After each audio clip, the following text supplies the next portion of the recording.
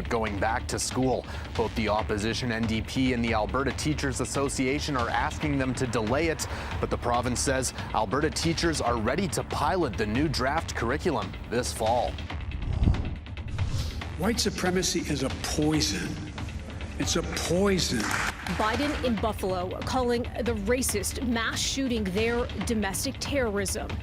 The fear now growing of copycat threats. This is City News Everywhere. As the Oilers head into the second round of the Stanley Cup playoffs, officials hope to avoid this. In 2006, a riot broke out on White Avenue when the Oilers made their way to the Stanley Cup finals. When celebrations are taking place, we're really lucky. Edmontonians know how to do it right. There's always precautions going to be taken care of, but certainly we're not in here expecting that there's going to be anything that are seen in some of the other cities out there. In 2011, chaos broke out in Vancouver when the Canucks made it to the Stanley Cup finals. A similar scene over in Montreal last summer. But officials are certain we won't see a repeat here in Edmonton. I think there's a very low tolerance, particularly, in the downtown realm, for people getting out of hand. Cheer, enjoy, walk down the middle of the street for a couple of minutes, and high five and slap backs. That's great. Then go home. That doesn't mean the police and the city won't be planning for that, but we've got a long, long history in this marketplace of fans of oil country being really respectful and celebrating the right way after victories. The Edmonton Police Service says there will be heavy police presence throughout downtown and the White Avenue area to ensure public safety and order for all citizens. Large crowds filled the Ice District Saturday, with long lines waiting to get in, only to be turned away. As we head into the Battle of Alberta, the crowds are only expected to get larger. The city of Edmonton is transforming Churchill Square into another viewing party, allowing fans to cheer on the team throughout downtown. We have a square here right in front of City Hall. People will come here, enjoy themselves, and spread out into other public places. Look forward to celebration, and this is a time to really highlight our city and our Oilers. The viewing area at Churchill Square is for home games only. The city says they are still in the planning stages and will release more details soon. In Edmonton, Laura Krause, City News. Follow City News Edmonton on social. City News everywhere. Well, Senators, Calgary is a lot closer to Washington than Riyadh, and you don't need the U.S. Navy's Fifth Fleet to patrol the Great Lakes. Premier Jason Kenney making his pitch for Alberta Energy in Washington, D.C. Tuesday. Kenney and Federal Natural Resource Minister Jonathan Wilkinson testified before a U.S. Senate Energy Committee. Kenney touted Alberta as a key in bolstering North American energy security. Now that Russian oil imports are banned in the U.S., Kenney said the province could step up to address the shortfall. He also pitched other energy products as part of a broader strategy. Want to have ambitious emissions reduction goals, but they have to be realistic. And natural gas is going to be part of our future. I agree completely with Minister Wilkinson. Alberta is going to be a key global hub, for example, in producing low-emitting hydrogen products, but that requires natural gas feedstock. White supremacy is a poison. It's a poison. A poison the U.S. president says that has no place in America. Joe Biden in Buffalo Tuesday, visiting a makeshift memorial for the 10 people killed in a racist mass shooting at a grocery store over the weekend. He also met with the families of the mostly black victims. The suspect, an 18-year-old white man. What happened here is simple and straightforward. Terrorism. Terrorism. Domestic terrorism. Violence inflicted in the service of hate. Authorities say the suspect, who was arrested at the scene and charged with murder, appears to have written a 180-page hate-filled document outlining the Great Replacement Theory. That's a baseless, racist conspiracy that minorities are replacing white populations in North America and Europe. Biden calling it a perverse ideology and a lie that must be rejected. I condemn those who spread the lie for power, political gain, and for profit. Buffalo's mayor telling CNN Tuesday the threat of copycat attacks now has local law enforcement on high alert. Already yesterday and the day before, 2 people were arrested. Law enforcement is taking this very seriously and following up on any messages put out looking like the individual or individuals are trying to copy or spread fear in our community. No clear or detailed policy announcements coming from Biden during his visit to Buffalo. When he was asked about gun legislation Tuesday, something that's been long blocked by Republicans, the U.S. president said, well, it's difficult. He won't give up trying. Melissa Duggan, City News. In an Edmonton courtroom Tuesday, a hunter's wife testifying she warned her husband not to drink and drive or get into a fight. But that same night, he and his uncle were shot to death on a rural Alberta road. Sarah Sampson told an Edmonton jury alcohol had caused problems in her marriage with Jacob Sansom. The Crown says Sampson and his uncle Maurice Cardinal were followed on a rural road near Glendon in March of 2020. They were shot to death after a confrontation. 58-year-old Roger Bilodeau and his 33-year-old son Anthony have both pleaded not guilty to second-degree murder. Prosecutors allege the pair followed the hunters with a gun, assuming they were thieves who had driven onto their property. The defense argues both victims had blood alcohol limits well above the legal limit. Edmonton is ready for you to hit up the parks this summer. Preserving and celebrating the natural plant and animal species found in Edmonton. Ahead, more on their mowing schedule and what's being done about dandelions. Albertan students could be learning from the controversial new curriculum put forth by the province this coming fall. The education minister says teachers are ready for it, while the opposition NDP says it's time to pump the brakes. And I'm looking forward to hearing those expressions of interest, because we're already hearing some off-the-record expressions of interest have been coming in.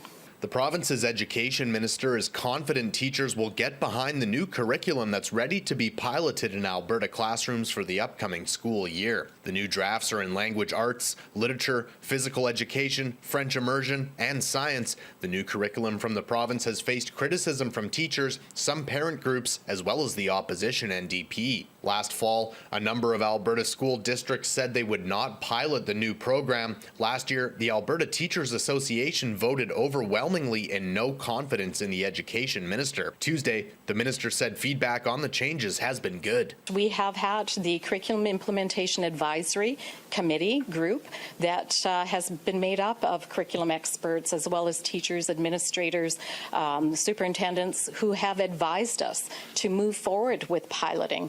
I reached out to the Alberta Teachers Association for comment. In a statement, President Jason Schilling tells me in part, quote, there is a complete lack of trust in this government and on this file in particular. The minister is asking Albertans to trust her when she says that feedback has been incorporated into new drafts of the curriculum, yet she has not released any feedback publicly. Opposition NDP critic Sarah Hoffman telling media the province already isn't adequately funding education and is now asking teachers to do more with less. Teachers already don't feel that the government's doing a good enough job preparing them with professional development, with resources for the subjects that are being forced on them this fall, and they're asking them to take on even more. If they really wanted to listen, they'd welcome teachers back to the table. They create a process in partnership with teachers, the people who are going to be implementing this curriculum. In Edmonton, Darcy Ropchan, City News. There are more signs the Omicron BA.2 wave is being put behind us. That's according to Minister of Health Jason Copping in Tuesday's weekly COVID-19 update. The average positivity rate is about 20%, which is 3% less than last week. This is the third week in a row that we've seen dropping positivity rates, which means there's less viral transmission in Alberta. Copping said wastewater COVID-19 levels are also dropping. Hospitalizations dropped as well, and ICU numbers stayed flat. There were 55 new deaths reported between Tuesday, May 10th and Monday, May 16th. Dr. Dina Hinjaw says there have been an average of 1,190 COVID-19 patients in hospital per day over the past week on average, including an average of 39 in ICU. And while there appears to be an easing of cases, deaths and hospitalizations are lagging factors and will remain relatively high. She also noted that this will not be the last we see of COVID-19. Especially when we get to colder months in the fall and the start of the season when we traditionally see a rise in respiratory viruses. Viruses like COVID-19 and influenza do still pose a serious risk to many people, which is why it's important to stay up to date on vaccinations and get all doses that you're eligible for. Copping said there have been some increases to hospital capacity with previous funding, and a committee has been formed to take a look at EMS and hospital resources. My goodness, the red lot and the people in the dome, the fans in the dome, was just amazing to see. And like, crazy, right? Crazy. So I can only imagine what it's going to be like. Fans of both the Calgary Flames and Edmonton Oilers counting down until puck drop of the postseason Battle of Alberta, decades in the making. Learning that it hasn't happened in the playoffs for almost 30 years is really amazing, right? To be a fan of either team and to be a part of that event is going to be something spectacular, really, really spectacular. Gaudreau is the uncle of Flame star Johnny Gaudreau and is headed to Calgary to cheer on his nephew's team. He says he's excited to be a part of the Sea of Red. So I feel at home, I think, is the way to say it. I feel at home with this fan base. I really, really do. Fans and players alike will experience the new generation of the playoff Battle of Alberta, as only 14 of the 52 players in the series were alive for the last postseason Battle of Alberta.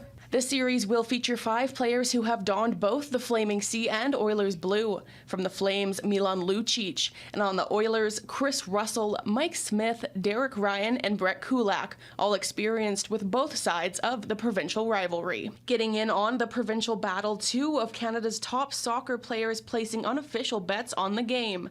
Calgary's Sam Adjikube tweeting Alphonso Davies asking, "What do you want to bet the NHL Flames beat the Edmonton Oilers?" Davies responded saying he's in. The loser of the bet will be donating $2,000 to the winning team's charity foundation. And for those betting on this series, the odds are slightly in your favor if you're betting on Calgary.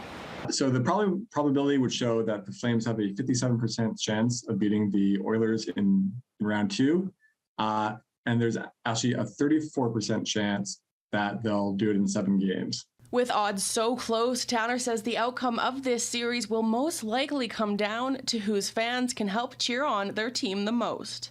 This is going to be a close series, and the home team will likely be favored in each game, but Flames having the home ice advantage just gives them the edge in the series overall. And with Alberta versus Alberta, it's a guarantee the province will be represented in the Western Conference Finals. But the chances of Lord Stanley going on a victory parade in the province? 23% chance that an Alberta team will win the Stanley Cup this year. In Calgary, Jillian Code, City News. 31 years since the Oilers and Flames met in the postseason. You'd have to go back to 1991. That was the last time these two teams tangled in the playoffs. Most of the players involved now weren't even born, but the history is not lost on them. Some of them are still waiting to get their first taste of what this truly means, especially those from other countries. They weren't airing those games, they said, back in Sweden. There is some familiarity, certainly, with both sides. Mike Smith, the goaltender, was here. Derek Ryan as well. Milan Lucic. Of course, Chris Russell was both sides as well. So, you know, it's friends off for the most part this series. Don't expect a lot of feel-good moments between two teams that have players who know each other well enough. And the news of the day has to be, from Calgary's perspective, that Chris Tanev was back on the ice. A very good sign. He left the game in Game 6 against Dallas, did not play in Game 7, and now he was on the ice. We don't know if he'll suit up for Game number 1. Daryl Sutter certainly not going to tip his hand, but Flames fans have to feel a little bit better about seeing him back out there. I will say this, if you're from out east, you may want to stay up and watch this series. We are going to be treated to some of the very best hockey ahead. Now, from Edmonton, here's Gene Principe. Ryan, it was another day of watching who was and wasn't on the ice. And for the Edmonton Oilers, Leon Draisaitl, Ryan Nugent-Hopkins, and Evander Kane did not skate. And when Jay Woodcroft was asked about it, in fact, he quoted Daryl Sutter, who before Game 7 in the Calgary-Dallas series said everybody who didn't skate is available. So an interesting matchup developing on the bench and on the ice. And two of the main characters in this Battle of Alberta likely to be Matthew Tkachuk and Zach Kassian. Kassian saying he watched a lot of the Calgary-Dallas series and said Matthew's a good player, but he'll do what he does and we'll do what we do. Another Zach named Hyman, spoke of the fact that he wasn't even born the last time there was a Battle of Alberta in the playoffs, and he said a lot is on the line, and that's winning and getting to the conference final, but whomever wins between Calgary and Edmonton will be Canada's team that remains in the chase for the Stanley Cup. I found that once I remove my clothes, I feel more free. It feels like something's lifted off your shoulders. A new federal petition calls for public nudity to be redefined in the Canadian Criminal Code. But why is it being linked to Elizabeth May of the Green Party? Answers ahead. Whether you love them or hate them, dandelion season has officially begun here in Edmonton. And the city says one area you'll see a lot less of them is in parks that they've naturalized, like this section of Rundle Park behind me. It's more than just letting the grass grow long. So we start from moving a mowed turf area to not mowing the grass and doing weed control in that area, and that's what we call phase 1. Phase 2, if the area is appropriate, we would plant trees and shrubs that are native to the region. Dandelions are not considered a weed by the city, but they say once tall grass and other native plants establish, there's no room for the yellow flowers to grow. The city is looking to bring more naturalization into parks when appropriate, because these native plants have stronger root structures and are better suited for wildlife. So working to build a healthy, climate-resilient city for current and future residents. And we can do this through caring for our parks and open spaces and through approaches such as naturalization.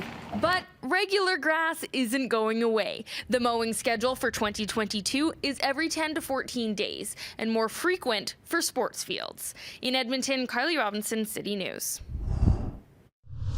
There are significant losses this year. Fields across the province should be abuzz with bees, but Alberta beekeepers are saying many bees didn't survive the winter.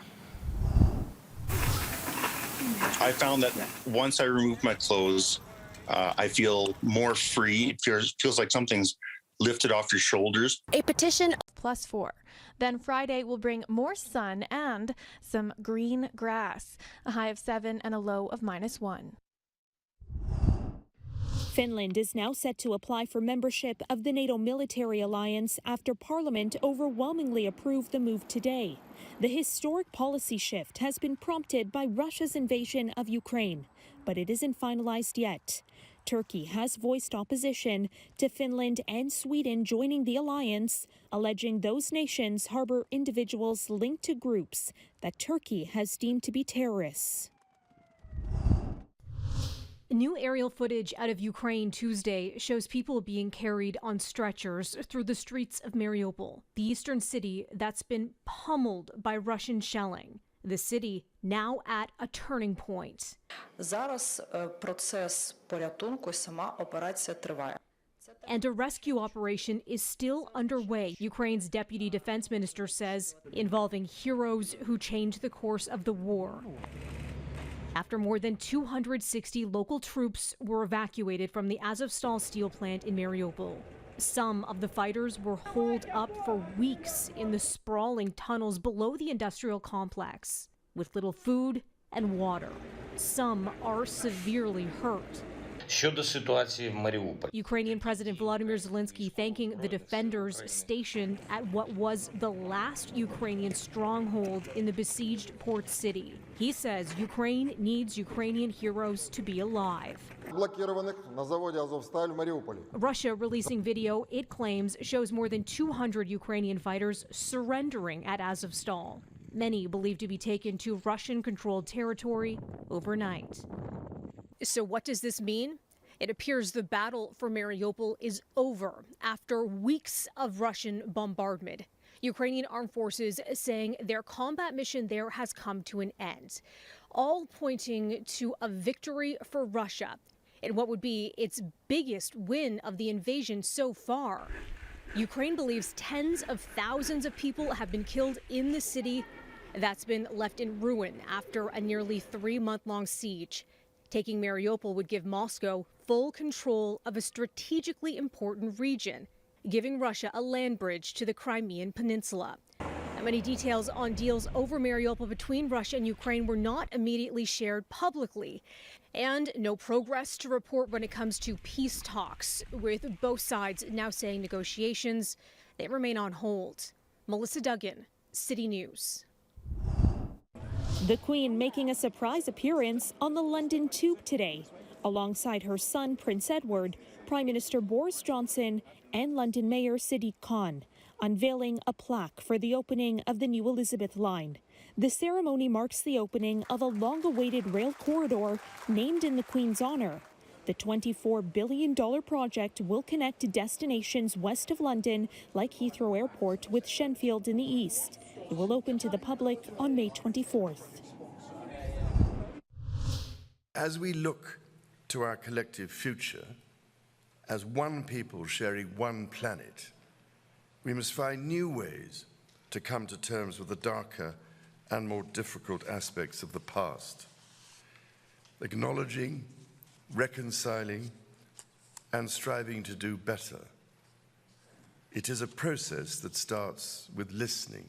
Comforting words from the Prince of Wales, but no indication the British royal family intends to apologize for the monarchy's role in the colonization of Canada, Indian residential schools, or the cultural genocide enacted on Indigenous peoples. I have greatly appreciated the opportunity to discuss with the Governor-General the vital process of reconciliation in this country. Not a one-off act, of course, but an ongoing commitment to healing, respect, and understanding. I know that our visit here this week comes at an important moment, with Indigenous and non-Indigenous peoples across Canada committing to reflect honestly and openly on the past and to forge a new relationship for the future. Métis National Council President Cassidy Caron intends to ask Charles on Wednesday for an apology from the Queen. Indigenous Studies Prof. Veldon Coburn says a royal apology would be significant in the reconciliation process, but would ideally need to come from the Queen, not the heir apparent. I think Indigenous peoples would like to hear it from the mouth of Queen Elizabeth II at this time. I understand that she might be in frail condition, but nevertheless, that's where I think they would like to have it come from, right from the top, and not a delegate. The Crown is not just the signatory to most treaties with Indigenous peoples. The Queen is also head of the Church of England, the mother church of Canada's Anglican Church, which operated around 36 residential schools and children's hostels from 1820 to 1969. The PM was asked his thoughts on the idea of a royal apology before the prince's arrival, but had only this to say. The next coming days is an opportunity for them to hear from and meet with all sorts of Canadians from different backgrounds, including Indigenous Canadians, to talk about the things that we continue to need to work on, including on reconciliation. Charles and Camilla did attend a ceremony at a Heart Garden, a space at Newfoundland's Government House memorializing children lost to the residential school system, but the Royals offered no public remarks there. In Ottawa, Shaoli Lee, City News.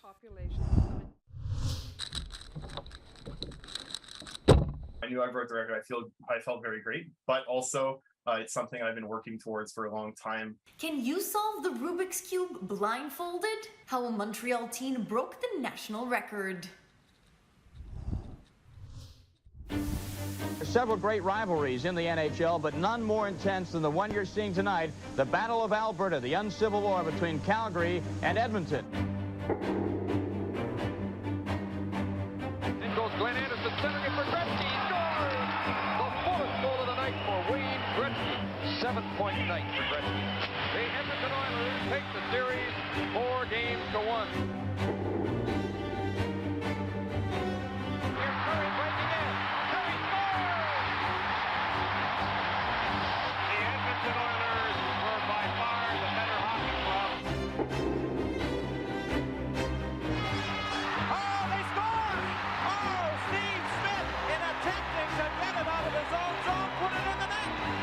Everybody's in a state of shock right now. And the Calgary Flames have done it.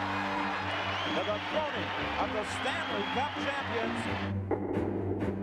Gretzky going in, Suter trying to get back. Gretzky with a shot, scores! Boy, what a goal. Messier gets it away. Here's Fleury looking for his first goal of the series. Scores!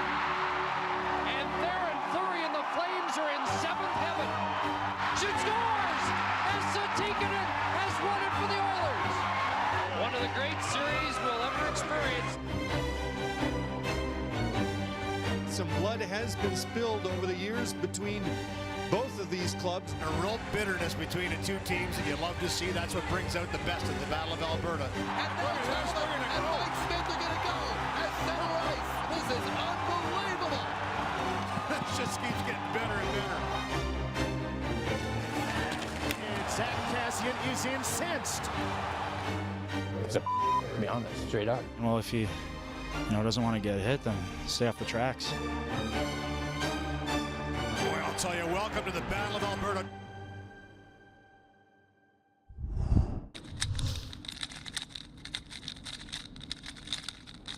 Once you solve it once, you want to keep doing it over and over again. 15.86 seconds to solve this. The Rubik's Cube blindfolded. A new national record set by 17-year-old Montrealer Elliot Kobylanski at a competition hosted by the World Cube Association. The previous record was 16.56 seconds, but all these quick twists and turns didn't come overnight for Kobylanski. It's passion mixed with a lot of practice. I'm telling you, you can do it. It takes a bit of perseverance, but if you just stay committed and you follow some tutorials online, something like that, and you just don't give up, you'll be able to do it. And then after that, it becomes really easy. And you'll probably get hooked as well. It was at just 6 years old when Kobylanski picked up the cube-shaped puzzle and decided to learn how to solve it. Today, he's a 5-time Canadian record holder, and with more than 43 quintillion possible configurations, how does he solve the cube blindfolded? The method I use blindfolded is, in very simple terms, I have a way to convert the cube into around 20 letters. And then if I remember those letters, I have a method to convert the letters into moves. Mine solved too. I just bought it. You move the right side 2 times, and then you move the left side 2 times. And now we're gonna rotate the entire cube to the side. No. Yes? Oh. No, that's good, good. Left side 2 times. 1, 2. And we got the checkerboard pattern. Check this out. The Rubik's Cube instantaneously became a sensation when released onto the world market in 1980. Warning, once you get your hands on Rubik's Cube, you may never be able to put it down. Over 450 million have been sold to date, making it the best-selling toy in history. And the cubing community that's come out of it is what inspires Kobylanski. Cubing has a great community, and I have so many friends, from all around the world, and they also keep me in it, and I really like talking with them and hanging out with them, and I enjoy it. I enjoy being in the community. I feel like I blinked and I missed it. So amazing. Okay. Okay, again. Ready. In Montreal, Pamela Pagano, City News. I'm Taylor Broad. Thanks for watching City News at 6. For news anytime, including breaking news, head to our website, citynews.ca. And we'll have the latest tonight on City News at 11. Have a great night.